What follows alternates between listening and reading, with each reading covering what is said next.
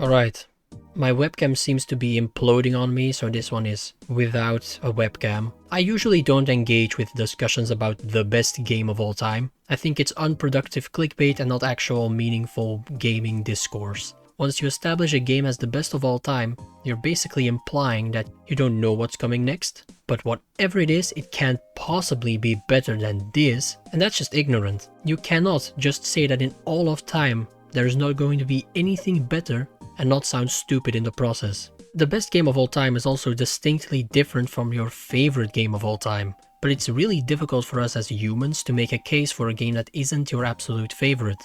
We are unable to look at this stuff objectively, so there's no use in really trying. Instead, I've been thinking of possible criteria that a game would have to meet in order to even be in this conversation, and I came up with a couple, but ultimately I ended up putting them all together in what I think is the only right answer I can think of at least. And in the process I answered a couple other questions I had about gaming as well. It's possible that you can answer these questions right now and end up predicting the entire video. If so, you're a smart cookie, but I still think it's worth explaining my answers, and because of that, I'm not going to tell you them, because I don't want to spoil my twist. And the answers that I'm presenting are going to be really abstract.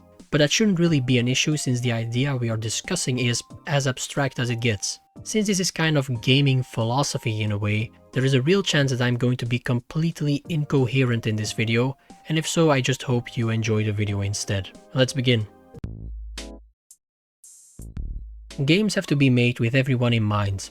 You hear it all the fucking time in gaming discourse, especially when a new Souls-like releases. Some people want a game that's made for absolutely everyone, and naturally we all get frustrated by this ridiculous take because it is completely and utterly impossible. But one single thing that I will grant them is that in its core, the idea of a game that appeals to every single person in existence is a good idea. But it's also a perfect example of a utopia. The mere suggestion of a game like this, let alone be frustrated when a game doesn't deliver an experience like this, is beyond delusional. It just proves you live in your own kind of fantasy world without any realization of what is even attainable in this universe. At least in the gaming part of the universe, I guess. I really hope those who think that don't believe it about absolutely everything, because if so, you're in for a difficult life. Right now, especially for the health of the gaming industry, it's better that people don't try to make a game like this, because there are only a couple options. Number 1, you make a niche game for a specific audience and some whiny piss-asses complain on Twitter. Number 2, you succeed at making a game for everyone and nobody complains ever again, and we've already established that that is not going to happen. And then number 3, you try but fail at making a game for everyone and end up appealing to nobody. I'll explain why this is the case soon, by the way. This last one also appears to be the option of choice for most AAA studios these days. For us, it's better to put that mentality aside and focus on something that the industry can actually, benefit from. Even though this game for everyone idea is completely impossible, it had to be my starting point when looking for the best game of all time, because it's literally the embodiment of the best possible game. A game that nobody can criticize for anything. So I asked myself, what kind of things do people criticize a lot, and I came up with many things. For example, a game being single player or multiplayer only, or problems when switching between the two, a game being better or worse on console or PC or with a controller or keyboard, or a game not being available on console or PC, or even more vague things like a game being generally uninspiring and lacking creativity. And there are many more, but we can start by grouping some of these together as a lack of accessibility. And that last one can be defined as a lack of control over the game that is being put out. But obviously, that alone is not enough. Some of these things cannot easily be fixed. I can say that a game being too expensive is a problem, so boom, best game of all time must be free. But a game controlling better or worse might just be the nature of the device you're playing it on. You can't just fix that. A game not being creative enough is even more difficult. How are you supposed to solve that problem? And just saying that the best game of all time has to be creative didn't feel like a really satisfying answer to me. So quickly I made a pivot in my mentality that kind of led me down a rabbit hole of my own ridiculous thoughts that I'm hoping I can all remember, which is basically this. Let's take that issue of accessibility for example. You have to kind of drag it into infinity. Allow me to explain. The absolute best game of all time needs infinite accessibility. and it needs infinite creativity and infinite everything. Every single thing that humans can possibly think of has to be in this game and has to be done right. Immediately led me to my next problem, which is that what is right is subjective. What is right is not the same for everyone. And that would mean that the best game of all time is different for everyone. But I just said in this video that it's distinctly different from your favorite game. So basically, somehow I'm describing a game that is objectively the best because it encapsulates every single thing that a person thinks is the best, while leaving out every single thing a single person somewhere thinks is the worst, even though those things can overlap. And there is only one possible answer for that, because yes, something exists that basically perfectly describes what I just said, but it's not a game. The best game of all time is not a game, how ironic. It's actually a gaming engine, or some kind of place where every single person can go make the game they've always dreamt about without having to worry about how somebody else would feel about a certain change. And if somebody does dislike a change being made, they could just copy the entire game and not change that thing. So actually, the best game of all time can only exist in a world without copyright laws, which is a pretty funny conclusion to me. Okay, so we've established that the best game of all time is not actually a game, but a place where everyone can go make the exact game they want. But what about some other issues? What if someone, for example, is not good enough to make games? Well, that's why I guess it has to be the world's easiest to use engine. But even worse, what if someone is not creative enough to make their perfect game? And to an extent, we probably all are. Well, that is really annoying, and unfortunately the only answer I can think of is to have something do the thinking for you. Something that can do exactly what you want the second you click a button.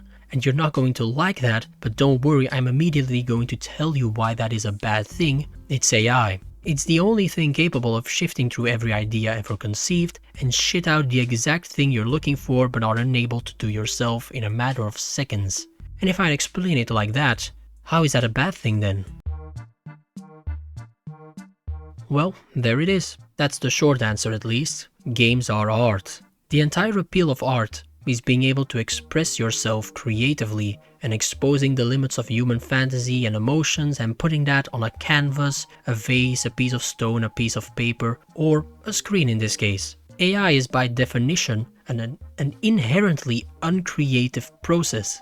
It doesn't come up with anything, you know? It just mixes a couple things around and shits out something seemingly new, but is actually a reimagining of multiple pre-existing things mashed together, made by different people. Which is why copyright laws hinder it, by the way, but that's not the point. Creativity is the point of art. It's the one thing that separates human works from AI. And if creativity is the entire appeal of art, and if games are art, and if games made by AI are not creative, then what is the appeal of a game made by AI? The answer is obvious. Nothing. There is nothing worthwhile about this. There is no reason to engage with games if this would be the case. That's why every single time AI is used in a game to take over some part of the creative process, a piece of the appeal or the soul of that game dies off. That's why I said that games that try to appeal to everyone end up appealing to nobody. But if you think about it, a game that appeals to everyone appeals to nobody either. Because you lose the essence of what makes games interesting in the first place. The beauty lies in the imperfections. And if you lose that, what's there to care about? Why should I care about those games? Well, I shouldn't and I won't.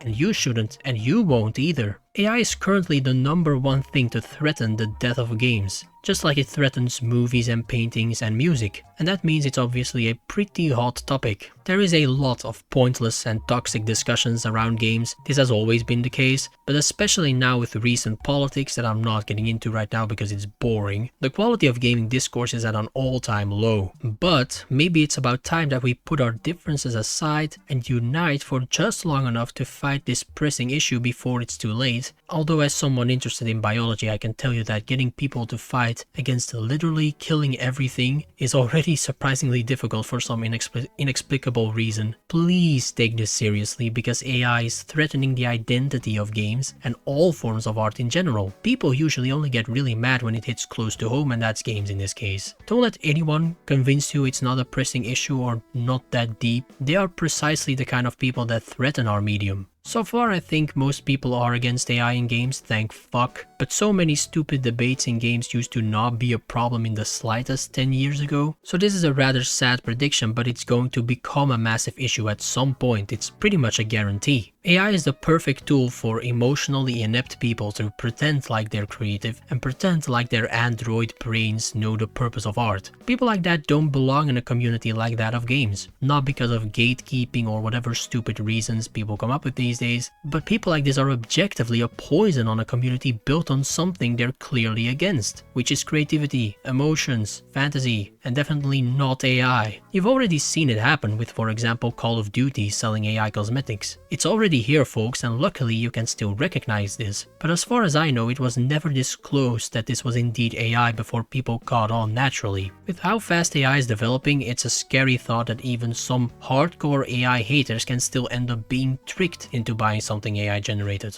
And honestly, I cannot think of a better example of a game or a franchise that tries to appeal to everyone and lost their identity because of that. It's already happening and has already happened. Keep this next part in the back of your mind. Game development is an industry, and game developers are businesses. They want to make money because that's what a business does. But for most of the biggest companies, the AAA studios, it's only a matter of time before they'll resort to the faster and cheaper options. Even the absolute morally supreme companies only need one bad successor of the CEO to fall off the deep end. And I'm not just fear-mongering there, I mean it. It happened to Xbox, Bungie, Blizzard. Now whether you accept it or not, we're witnessing Nintendo mid-fall too, and one day we'll look back and realize they were falling a long time before this. A pretty sad reality indeed, but I think the most important thing to take away from this is it's a lot easier to avoid than you realize. These companies are only as strong as we make them after all. They are directly dependent on gamers but love to act like it's the other way around. Don't let them walk all over you, and maybe this remains an extremely terrifying thought but doesn't turn out to be anything more than that. I certainly hope so.